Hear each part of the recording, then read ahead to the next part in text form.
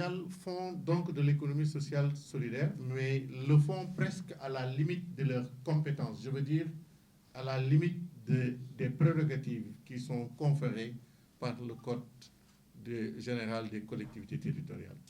Parce qu'en vérité, en dehors de passages très brefs parlant notamment de la couverture maladie universelle, la politique sociale en tant que politique publique devant être portée par les collectivités territoriales n'est pas clairement tracée dans le Code des collectivités territoriales et donc, en conséquence, n'est pas tracée dans nos différents budgets. Finalement, ce que nous faisons relève de l'informel, du volontarisme, relève de ce que l'on dit souvent, à savoir que le maire est une œuvre sociale ambulante. C'est ça la vérité. Nous faisons de la solidarité, nous faisons de l'économie sociale, mais en dehors des circuits qui sont formels. C'est donc la raison pour laquelle je me félicite qu'il y ait cette initiative, cette nouvelle dynamique en vue de reconnaître l'économie sociale comme une activité contribuant réellement au développement économique et social, mais aussi comme une modalité des politiques publiques.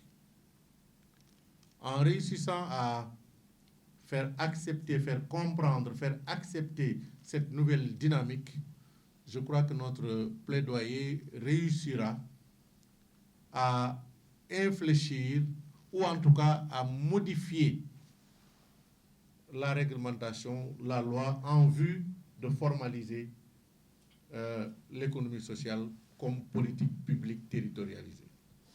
C'est ainsi, je crois, que nous pourrions non seulement formaliser, normaliser, mais aussi formuler des politiques publiques en faveur de l'économie sociale et solidaire. C'est ainsi aussi que nous pourrions, je crois, jouer notre rôle dans la promotion de l'économie sociale et solidaire. Et moi, le rôle que je vois, dans un premier temps, en dehors du fait d'être nous-mêmes acteurs et contributeurs, c'est de favoriser la solidarité, l'organisation de tous les acteurs dans nos territoires en vue de rendre plus efficaces leurs activités. Je crois aussi qu'il est important de souligner, pour s'en féliciter, que l'économie sociale et solidaire s'enrichira beaucoup d'échanges d'expériences. Et c'est pour raison que je voudrais saluer la présence du réseau français des collectivités territoriales pour l'économie sociale et solidaire.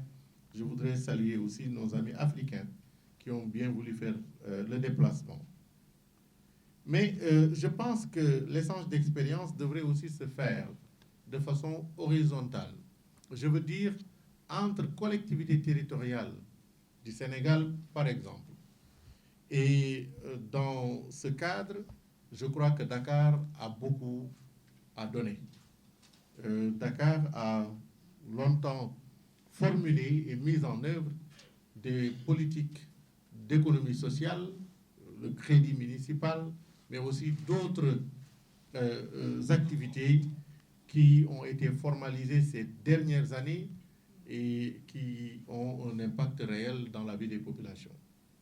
Il y a aussi au Sénégal d'autres collectivités territoriales. Je ne citerai pas la mienne, Guédiawaye, mais je citerai la commune de Ngakchinaoudé, de notre collègue Yahi Fatou, et qui a développé beaucoup d'activités autour de l'exploitation du sel, mais en faveur principalement des femmes. Je cite juste ces deux exemples en insistant sur celui de Dakar pour montrer que nous avons beaucoup à gagner à partager nos propres expériences et à être solidaires entre nous.